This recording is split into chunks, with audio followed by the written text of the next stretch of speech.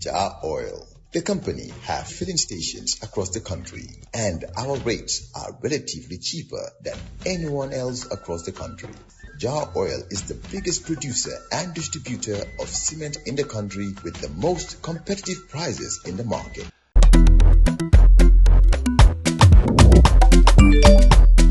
Axel James Wave. Yo, apply. Yo, luta do dede. Luta mo nulo jël moto nga andil ma xaalis. Hello? Busel mu fine. What? Busel mu fine. Oh, yes! Wave Axina Gambia. Deposit and withdraw money, pay bills and buy mobile credit without fees. Transfer money wherever in the country for only 1% fee. At Wave. Busel mu fine? Wave. Your money is yours. On Monday, the 27th of October 2025, you're with West Coast Radio, broadcasting on air, on FM, on 92.1 megahertz, and online at www.wcr.gm.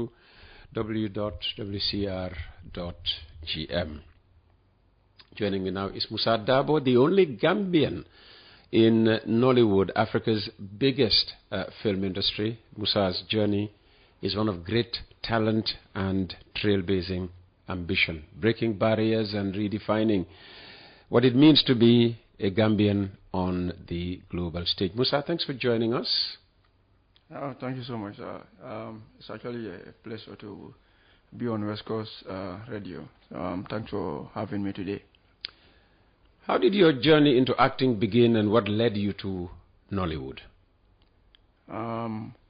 Okay, first of all, I started my journey after I graduated from high school, from Scarnet Senior Secondary School in Bruford. So I started pursuing my dream of becoming a professional actor here in the Gambia. So I went to Ebunjan Theatre. I saw Ebunjan Theatre online, so I had to send them a message that I want to be part of Ebunjan Theatre, that I want to do theatre of art. But unfortunately, they were not offering theatre of art, but they do stage performances at Ebunjan Theatre. So I was lucky to be part of a play at Ebunjan Theatre. So I got to meet this young man, Bakari S. Sonko, the CEO of G Empire Films in the Gambia then, but he is currently in Russia. So after that performance, we had a conversation. He told me that he'll be doing a film, in the Gambia here, and he would want to feature me in his film. But before he said that, I told him, we had a conversation though, so I told him about my desire of becoming a professional actor, because many people just do acting in the Gambia for passion, but not for career. So my own is I want to take it as a career, and that's what I want to do, no other job apart from acting. So he told me that he would be doing a film, but he was going to, was it Nigeria or Ghana, for Yali, this youth conference, something like that. So he told me, but when he comes back, he was going to call me for the casting call. He stayed in Ghana for 2 weeks, so Ghana or Nigeria, he stayed there for 2 weeks. So he came back and he sent me a message that I should come to La Parisienne restaurant opposite American Embassy for the casting call. So I went there. I saw many top Gambian actors that I do watch them on film. So to me that was like a dream come true, to even see those people. The likes of Monica Davis was there, Uncle Tijani, was also there, and so many other top Gambian actors were there. And Mamadou Sabali, the former Secretary General, and currently the presidential advisor, was also there. I think the film actually belongs to Mamadou Sabali, because he is the owner of that film titled Jangi Jolof, but Bakari Sonko wrote it into a movie script. So after we did that film, I had the desire to go again. So I wrote my own film myself based on a true life story that I encountered when I was in the high school, titled The Unfaithful Girl. Tell us about it briefly. So yeah, I was actually, you know, having a relationship then when I was in high school, you know, with this girl who was a Sierra Leonean, you know. So basically, I helped her with so many things, you know, and you know, then even to feed was actually a problem.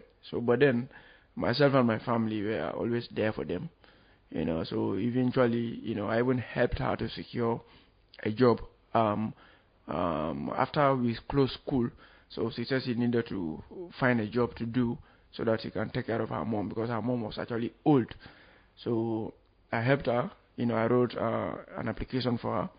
So we took. So you helped her. She got a job. Yes. Yes. You know, move the story along because we don't have much time. Yes. So she got the job, and at the end of the day, you know, she actually, you know, disappointed me. Yeah. So I wrote I that. knew that was where it was going to end. So she disappointed, and I wrote that film. I wrote that into a film script actually. So that was how my journey actually even started to Nollywood. Yes. And what was your first experience in Nollywood? You know, on a Nollywood set like? It was amazing. At the same time, I was nervous a bit, you know, because I saw so many top superstars that I actually watch on film. So now I'm seeing them real life. You know, I'm supposed to work with them, you know, on a particular project. So sometimes I'll be looking at them, then I will go off, you know. But I was nervous, but at the end of the day, you know, I put in my best. It was okay. And what helped you put in your best? What helped calm your nervousness? Yes, I told myself that I can do this. You know, these people are ordinary human beings like myself. They are not God. So I should not see them like a mini God. So I decided to build my confidence by speaking to myself that you can do this. You know, so that was what helped me, that I can do this, and eventually I put my mind to it. I decided to get focused, and I delivered. And as the only Gambian actor in Nollywood, do you feel a sense of responsibility to represent your country? Yes. Yes, as the only Gambian actor in Nollywood, I feel like I'm actually an ambassador there in Nigeria. And I want to sell my country, you know, to Nigerians and other people outside Nigeria, you know. So when we do films in Nigeria, I make sure that I speak the local language. So this will compel people to ask me, which language is this? Are you a Hausa? You know, because for them, if they see someone who is dark in complexion, they think that you know, you are a Hausa. So I will tell them, no, I'm not a Hausa. So which language is this? I say, this is Mandinka. Where are you from? I'm from the Gambia. Zambia or Gambia? Gambia. Is there a country called Gambia? I say yes. Oh. In fact, they're asking such questions, such a question in Nigeria? Yes. Top celebrities do ask me, Zambia or Gambia? I say Gambia. Is there a country called Gambia? I say yes. You know, where? It's also in West Africa. In fact, we also been colonized by the British, like, you know, you Nigerians. So we also speak English. You know, so... Okay. Yeah. And so when you speak Mandinka, is it, you know, in the film, it's part of the recording, or is this before the cameras start rolling? No, in the film, when they are recording, you know, I will follow the script, but I'll make sure that I put Mandinka in whatever I'm doing, just like the Nigerians. Yeah, but this is not your script, so what do the directors, the producers say? Yes, they will complain that I should just focus strictly on the script given to me. I should not speak Mandinka. I say no, I will speak Mandinka. So most times they even decast me, you know. So I find my way, I go. So when they say don't speak this, I say but the cast is kicking you out of the film. Yes, out of the film, you know. So I will go, you know. But when they say don't speak, I say I will speak it, you know, because I want to make sure that I interpret, you know, my role. So they will say they are the directors. I will say yes, but I'm also the artist. These stars, they also do what they want to do. Why can't I be given the freedom to express myself? So normally it's always a big push and pull between me and them. Big push and pull. So how do you navigate your Gambian identity in an industry dominated by Nigerian culture? Well, you know, it's very difficult, you know. I just make sure that I'm always stubborn. I stand my ground and say, okay, this is what I want to do, and I will do it. You know, that I will speak Mandinka, I will speak Mandinka. when they give me reasons not to speak, I also give them reasons why I should speak my language, in the film. But eventually, they do see sense in what I'm actually saying, because most time when they do post their films on YouTube, when I share the link, they do see a lot of Gambians commenting on their posts. So they do see reasons why I am always, saying I will do this and I will do this. Mm-hmm. And how do you think this stubbornness, for want of a better word, how do you think this is affecting your progress, in the film industry in Nigeria, in Nollywood? Do you think you should have been in more films than you've appeared, so far? Yes, of course. By now, I could have been in almost 100 films by now, because I do have film contracts almost every now and then. Even when I'm here, many producers do call me that, okay, we want to give you this, we want to give you this. But sometimes it's always difficult when we start. I speak Mandinka. It's always difficult. Why can't you give up the Mandinka speaking? No, I will not give up, because Nigerians, they also do speak their language. Yeah, but they understand their language. I mean, the music. I suppose the films, they want you in.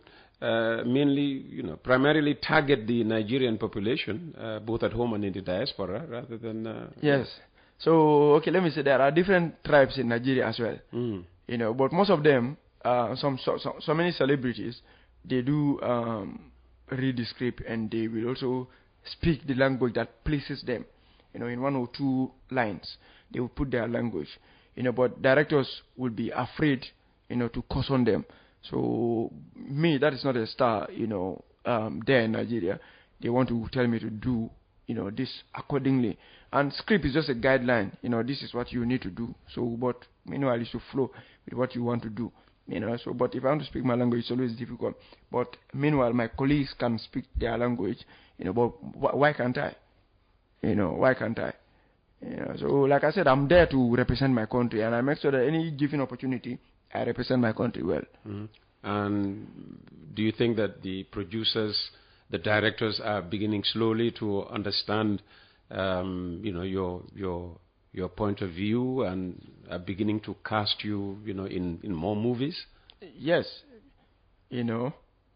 Now they are like I said, they are beginning to see sense in actually what I'm doing. Because when I do speak Mandinka, when they post their films on YouTube, they do see many Gambians commenting there. They see a lot of Gambians commenting, and they also have views as well. So even it's 10 or 20 people viewing, it actually adds something to your So it's okay. And what kind of roles do you tend to get?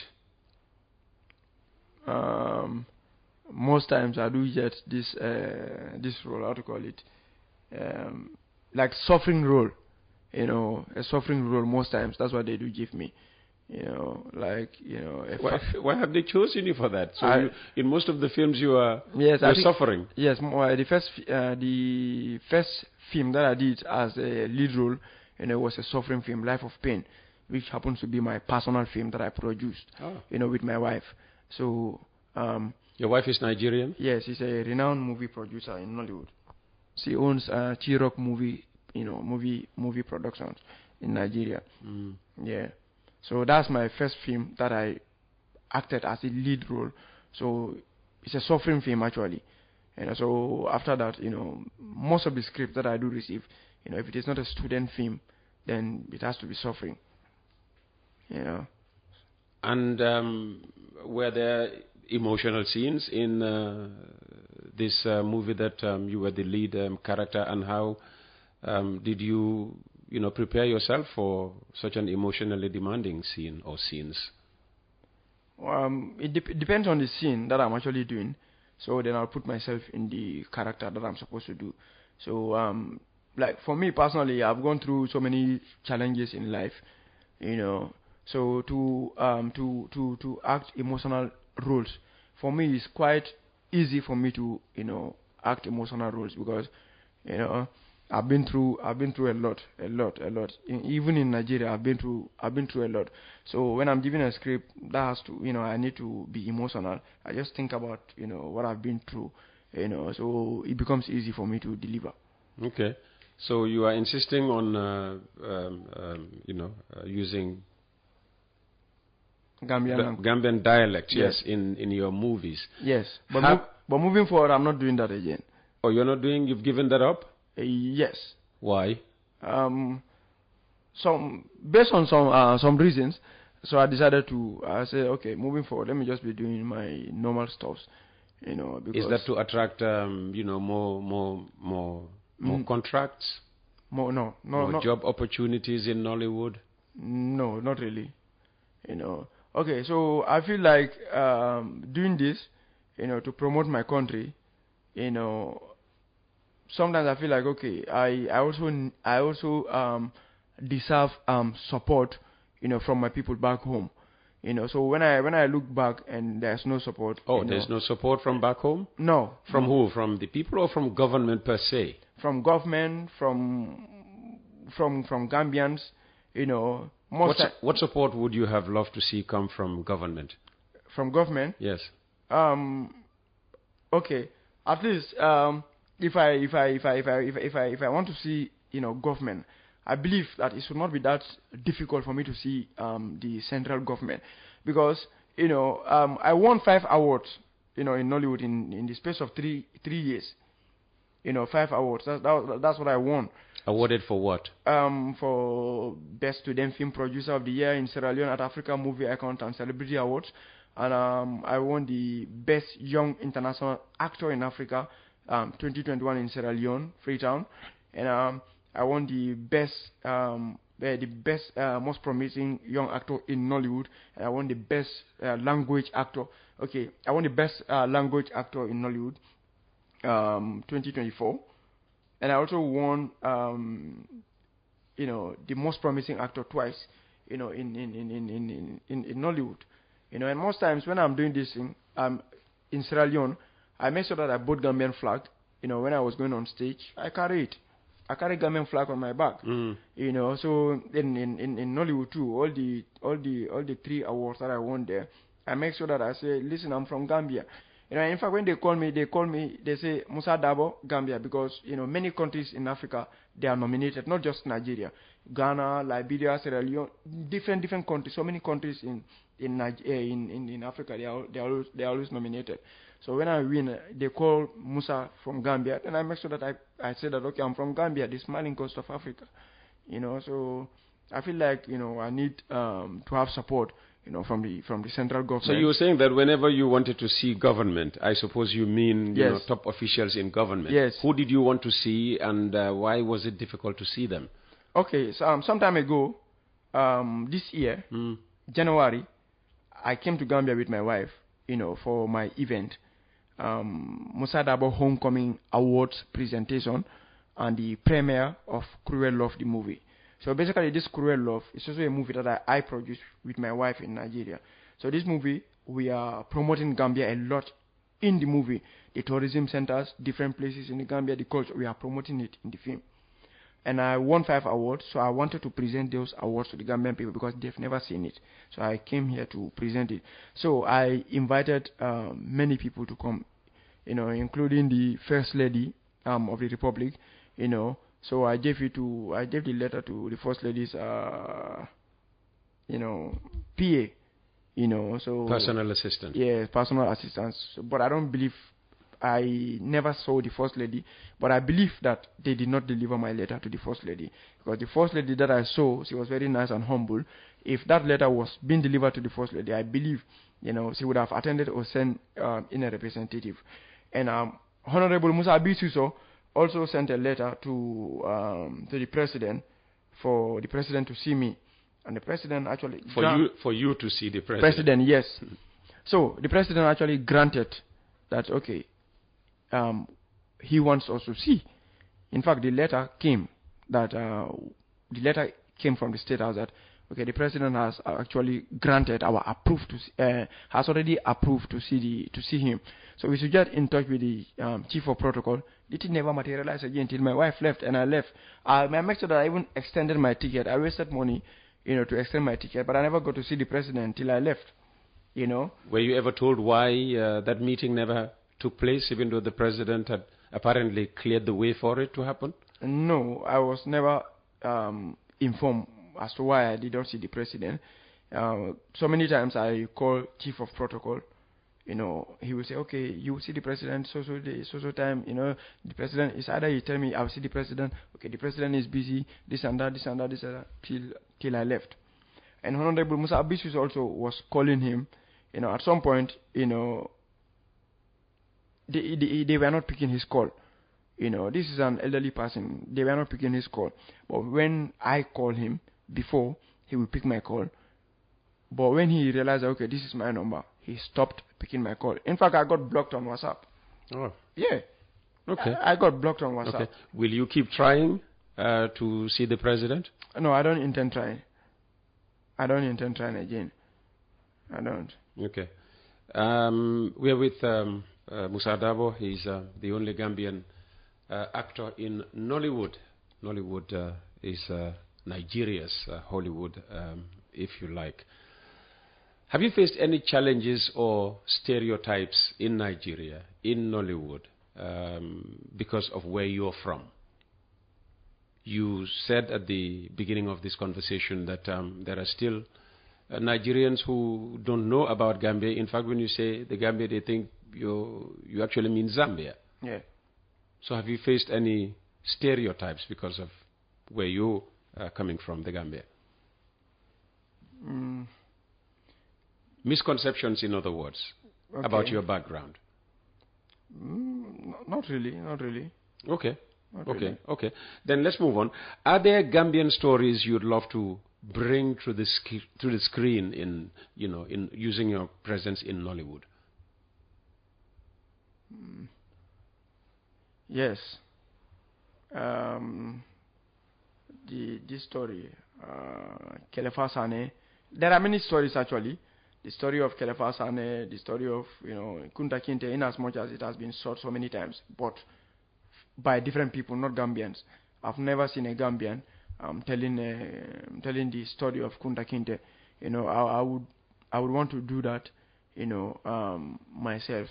And there are times, I feel like, okay, why not I write a film, about the Jammeh era, all those things that actually occurred in the Gambia, But sometimes, I will just say, okay, let me just do another story and forget about this one. Because here, people take everything as politics. Every little thing, they take it as politics.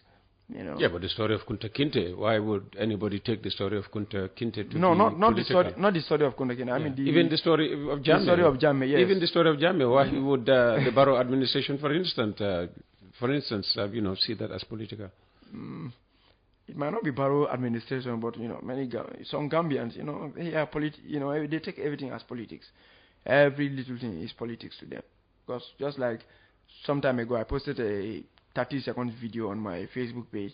People are saying that borough is paying you, you're under borough's payroll, blah blah blah, stuff like that. Why? What were you depicting in that picture? Okay, so I just came to my neighborhood. I saw that they put street lights there and there's a road there. So I said, this place is looking good. A few years ago, this place, during rainy season, you cannot come to Burfoot. In fact, most vehicles, they will prefer to go to Tangier than to come to Burfoot. I said, but now the place is looking good. I don't know, even made mention of Barrow's name. So they said, people started, coming to my comment section, insulting, saying all kind of stuff that Barrow is now paying me. That's why I'm promoting this agenda. How is that Barrow's agenda? Was that not an opportunity for you to educate those people? Yeah, I did that. I in fact, I will, when they send a comment, I will also give them reasons as to why I said that. But most people, they tend to be bitter and angry for no reason. They are just bitter and angry for no reason. I don't even know why. Maybe that's a topic for a future movie. Yes. Yeah, you're thinking about it? Yeah, it should be. It should be. Do you see opportunities for more Gambian-Nigerian film partnerships? Big producers in the Gambia working with big producers in Nollywood and, coming up with movies that, are on themes pertinent to both countries? Yes. In fact, that's what I want to do. This is my trip. Is that happening or no, that's yet to happen? It has not happened yet, but that's what I want to do. I want to bring in a Nollywood actress, Mama G, to come to Gambia, and we produce a film here and feature some top Gambian talents in the film here in the Gambia. But I was going to produce the movie, but the flight ticket was my issue to pay flight ticket for Mama G to come, her accommodation and stuff like that. It was going to be very tough for me, having to produce that film for almost $220,000 and to pay Mama G's flight ticket again, her accommodation, her artist fee. It was going to be tough for me. So we went online to ask people for support. We went to meet different people, different organizations, for them to support us. But as usual, no support. So crowdfunding did not work. No, it did not work. Just 8 people donated. Only 8 people. What happened to that donated money? It was meant to, serve a purpose, which apparently you've now dropped. So where has that money gone? Yeah, the money is still with me. And even 2 days ago, I think I came on TikTok Live, and I was saying that, okay, it's almost time for me to leave the country. So those who donated, you can send me a direct message, and I will refund all your money. So few people. You're ready to do that? Yes, of course, 100%. Few people who donated said, okay, don't worry about the money, just keep it. But I'm still yet to hear from the other people. But I've said that. 2 days ago I came online.